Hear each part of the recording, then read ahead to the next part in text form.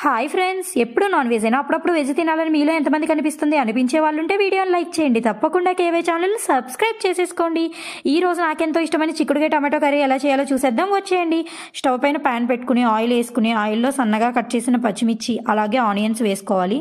Onions పచ్చిమిర్చి ఆయిల్లో వేసిన తర్వాత బాగా దోరగా వేగనివ్వాలి. దోరగా వేగనివ్వడం వల్లే కర్రీ టేస్ట్ అయితే వస్తుంది. అలాగే పిల్లలు టమాటోలు పెద్ద పెద్ద ముక్కలు వేస్తే తీసేస్తూ ఉంటారు కదా, అలా పిల్లలు సపరేట్ చేయకుండా ఉండాలంటే ఉల్లిపాయలు ఎలా అయితే కట్ చేస్తామో అలాగే సన్నగా టొమాటోని కూడా కట్ చేసుకోవాలి.